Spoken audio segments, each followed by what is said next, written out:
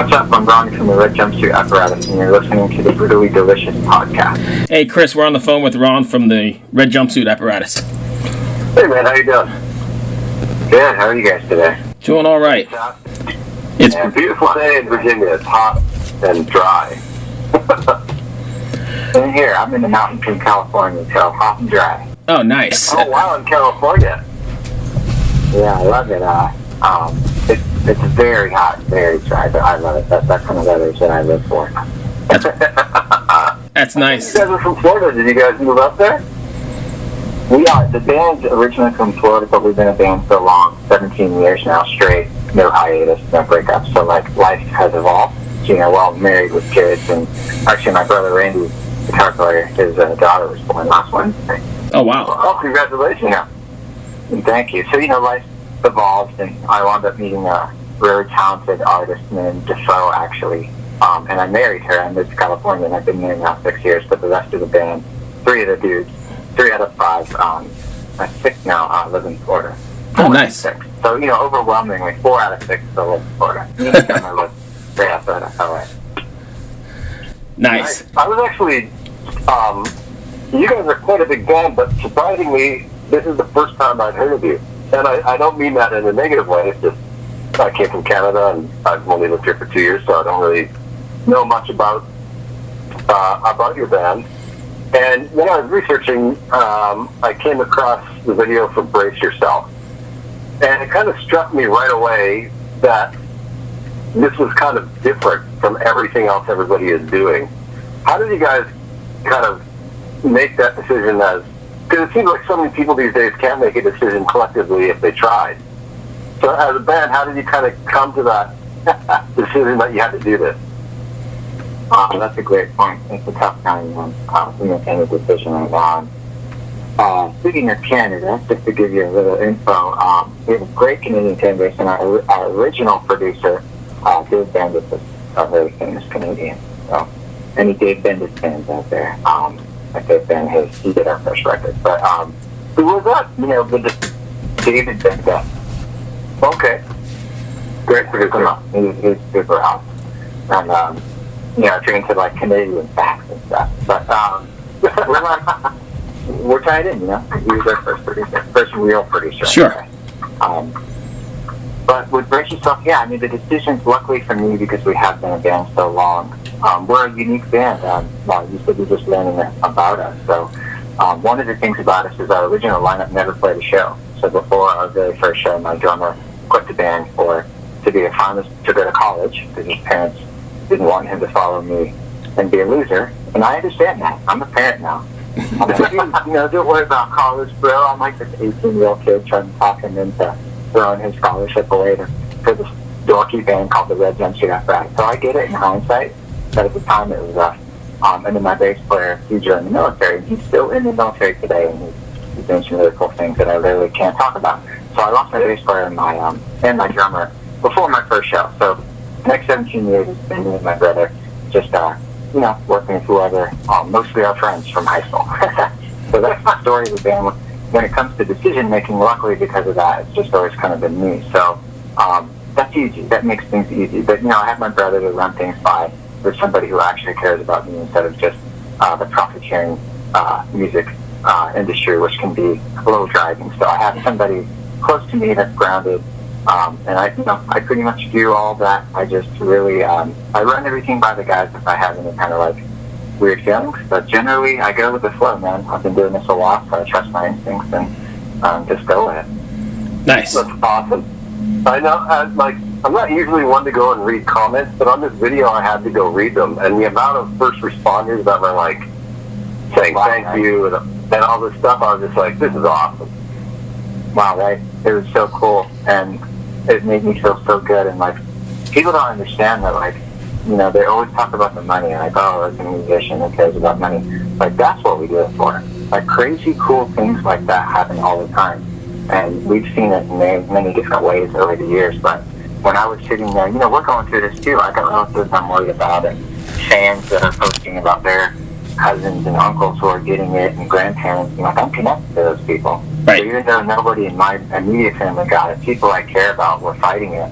And then those other people on TV, just taking it the other way. So for me, it was a little tough. So definitely, I wanted to put out a piece of work that showed that some people do care about the message of just being safe in general, whatever that means to you. It's a long list of things we don't have to go into, but just being safe and taking this thing seriously and getting through it together. That's been our stand. And the first responders just loved it. And they needed something, and nobody was really addressing, the fight they were going through at the time. Luckily, since then, you gotta remember, we launched this thing early when it was super risky in March. We had no idea how it was going to be received. Luckily, the first responders, before anybody, just grabbed onto it, man. And they shared their stories. That's not from us. And all different people around the world jumped on those comments and started encouraging them. And it was really special, man. I'm glad we got to see that. Yeah, no, it really blew me away. For me, when this all started, I was like, man, this is crazy. And living in the U.S. and only being here for 2 years and watching what's going on back in Canada with it and how it's being handled compared to here, I just didn't really know what to make of a lot of stuff until 2 of my wife's employees were hospitalized with it for 3 weeks on oxygen. And that's when it hit home, and I was like, this is terrible, It is, man, and it's unfortunately it has to hit home, and that's why I said, me being an artist and tied into our fans, I was seeing some of them in real time struggling with it right away. Some really brutal stories. So we definitely just, even from the beginning, if you want to go back 17 years with Faith Down, we tried to do good with that music. We always have. So it's just something. Right. The one thing we've been consistent with for 17 years and Gracious Songs is just the next step in that evolution. So, but what can you say? Like, the real reason why you do put music out is to try to, affect people. You want to, usually negatively or positively, and we tend to go for the positive. And I'm not going to say we've never written a burn song. We've got a couple burner songs out there that, the people who we weren't happy with, but majority is that kind of like message of like, let's get through it. And, that must be interesting to you. Living here only 2 years, I can imagine that you would be a good reference for, man. If I knew you were somebody like, hey, what does this seem like to you? Because we just got here, Yeah, well, like, for instance, in Canada, they had 350 cases yesterday around there, and 11 deaths. So even if you times it by 10, it's not even close to what's going on down here. It's just crazy. Well, it is what it is, and all these numbers and stuff will be there forever, and we'll be able to reflect. And I guess that's what we can really hope on. Is, right. Is learning from this. Let's learn from it. There's already been a lot of mistakes, and although some people won't take responsibility for it, that's not a surprise. Not really. Oh, no. So let's just try to learn from it. The rest of us, the smart ones, the people who know how to speak to each other in code almost, if you feel me, we'll learn from it, and we'll move on, I think the biggest thing that's going to come out of this is the most massive technological revolution that we'll ever see. Like, oh yeah, the amount of technology that's been created just in a short amount of time. Right now, I can't even imagine how it's going to change the way we educate ourselves, the way we communicate. Like, things are just going to go at warp speed, really. I think that's all. And it's happened to defense ministry, and it definitely seems to feel like we're on the cusp of one of those. And sure, again, those usually good things, as long as we're careful. I agree. So, let me start by saying first, I saw you guys live, I don't know, maybe 5 years back in Richmond at the Canal Club. So I'm not new. I'm not new to you guys. I've known you for quite a while. Congratulations on the 1 billion stream, which we'll get to in a second. But what I really want to tell you is my real job outside of the glamorous multi-million-dollar podcasting industry is I'm actually in law enforcement, and that song definitely hit home. That's awesome, man. So I'm happy to hear that. Yeah, so I mean, I had heard about it before, and I've listened to it, and it definitely, being someone who's totally on the front lines, I completely appreciate what you guys did there. Absolutely, man. Thanks for your service. I try to tell everybody I am into, and we're very, very good on that side of our career too. So it's just, nice to hear that, and I appreciate everything you guys are going through. And, you know, it's not even just us, though. That's why I try to remind everybody. It's so easy just to focus on the U.S. Everybody's going through it. Everybody. Right. I've seen lots of really, really crazy stuff, and even though we're having some struggles, like, we're getting through it, you know, we are. And like you said, we were talking about the technology shift. Even, you know, there's lots of talks about vaccines coming and stuff. And, you know, all of that's a little bit scary, but also a little bit commenting. It's weird. It's like a bunch of sugar with salt. Yeah. So getting back to the billion stream, I mean, that's quite an accomplishment. I don't think there's very many people that can add that to their resume. Congratulations. How did that feel to do that? Thank you. I think we just stayed alive longer. To feel old. But old is good in rock. Yeah. If you can live to be an old rocker, that means you did it right. Did you ever imagine you'd still be doing this 17 or 18 years ago whenever you started? I didn't then, but it seems very comfortable now. You know, like, at 17 years of doing anything, you get pretty, you know, this is the first time ever in the whole entire amount of time that we have been off the road this long. So it's definitely something that I enjoy. All the musicians that have toured and have fan bases. We have a fan base, you know, so when we go out and we play our music, we connect. And the same people I'm talking about, you share their stories online, and you didn't realize. So, you know, of course we miss that interaction with our fans, not as out live, but that's important for the future. The live streams I've been doing have been going great. People have been logging on, they've been watching, they've been commenting, they've been having fun, making me clap. So what we can do is just try and stay positive. Right. The billion streams, though, to be honest with you, just makes me feel old. And 17 years ago, she told me I'd still be doing this, and just be surprised that I literally would have said, I'm still alive in 17 years? Right. Chris? It's so funny how we can feel so invincible when we're young, and then the older we get, Oh, man. we kind of realize, oh man, I'm not that invincible. I sure did. I am full-blown guilty of that. From 22 to about 31, I was 10 foot tall and bulletproof. Not so much anymore. Right. Yeah. So what's the writing process like for you guys? You say you kind of control most of the writing and do all that stuff. Are you writing the songs like at home on your computer and then sending them to people? Like how are you dealing with all of that? Well, you know, again, I always go back to this just because it's relevant. 17 years is a long time, so it's evolved. But in that chunk of time, I have done the majority of the writing. But this EP, why we're so excited about it, Brace Yourself, which is just being this huge so well, which is huge to us. You know, when you put music out, you want people to like it. That's the ultimate goal. All that music on the new EP is actually written by our two youngest members. Everybody in the band has been in the band a long time now, and they've been in and out of the band. So it's pretty cool. The lineup has been pretty solid for a really long time now.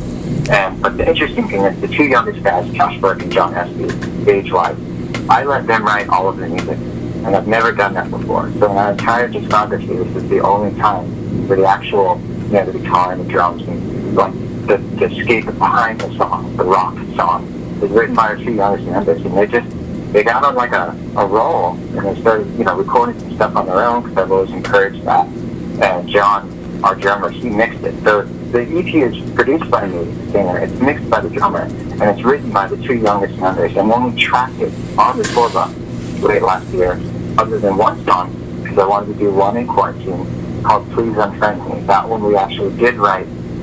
I wrote and recorded in the studio in here in San Bernardino. We emailed tracks. The other guys did it in Florida, and we did it all in our house. So there's one just because I thought it would be cool to remember the time in quarantine, but that's how we did the whole EP. So it's super interesting and different for us. Usually, you know, we just pay a bunch of money to a big time producer, we go make a record, you film some stuff when you're in there, you post about it. It's a very usual process. So this has been completely different from the beginning all the way until now. And the good news is people like it. They're digging it. That's great. Yeah, technology is amazing. I will never forget when I transferred from working on 2-inch tapes to working in Pro Tools. It was just such a, this seems funny to say, but like when somebody showed me copy and paste, I just couldn't even believe it. You know? No, I really never. To be a producer in this day and age is the best time. I remember You know, I'm older than people think. Some people think I look young, but I'm actually older than they think. And I remember when Pro Tools came out. And I remember we were one of the guinea pigs when all the engineers were first testing it out and it crashed all the time. And now it's great. Now it's fantastic. All the dolls now are just supreme. So we encourage, like I said, inward promotion, if you will. So I was able to use all the stuff that they did, man. These guys are young and hungry, and they wrote some really cool music. So I would say it's brought a fresh new sound into the band, but with me holding it down with that old school jumpsuit vocal. Nice. I don't have anything else, Bruce, do you? Yeah, just one more. So I imagine after being in it this long, I know we're not in live shows now, but previous to this, your live shows must be like multi-generational, right? You've got family bringing their kids to shows now? Oh yeah, it's wild, man. You know, especially at the festivals. We try to do a lot of family friendly festivals, not just the super kind of beer rock fest, you know, all rock station shows, right, which would still be but those are a little bit more geared to like an aggressive kind of rock show. But we like to also do the family ones because it's so fun. I mean, they'll literally have like petting zoos and like jump houses and stuff, and there's still 10,000 people there having a good time in front of the stage, you know. So it depends on the venue, but at our shows, without a doubt, man. I mean, all the kids that were growing up listening to us when they were 17 or 18 are having kids now. Right. And, you know, those kids are, now those kids are big enough to actually come to a show and know the songs, wear the shirts, and it's wild. It's wild. And we have kids on top of that. So it's definitely become more of like this different experience. And I'm glad you asked that question because it's really fulfilling. It's become more fulfilling. And, you know, when you're 22 and hungry and just a road dog and you're on the month, really like 8 months out of the year, you miss a lot of things. You miss weddings, funerals, birthdays, everything you can think of. You miss that all the time from everybody. And now, later on this side of the career, you kind of get to kick back and you don't miss a lot of that. You can schedule your tour more around the needs of your family and friends, and it becomes a really fruitful time. So it's definitely multi-generational now, and we're loving it. That's pretty cool. That's all I've got then, Chris. You good? I'm good. Thank you so much for joining us today. I really appreciate it. Absolutely, guys. Thank you, my friend. I appreciate you taking the time. Stay safe and good luck. Hello out there. Yes, hello out there, everyone. I'm Hal Schwartz. And I'm Flynn McLean. Together we host None But the Brave, a podcast dedicated to the music and career of Bruce Springsteen. Bruce and E Street Band are on tour right now for the first time in 6 years, and we're taking a detailed look at what's happening on stage in our bi-weekly episodes. We've also been recently joined by some very exciting guests, including rock journalist Warren Zanes and Stephen Hayden, Backstreet's Magazine founder Charles Cross, and Barstool's Kirk Minahan. If you're a diehard Springsteen fan, this is the show for you. So please subscribe to None But the Brave on your favorite podcasting platform, and we hope to see you further on up the road. Thank you so much. We'll be seeing you.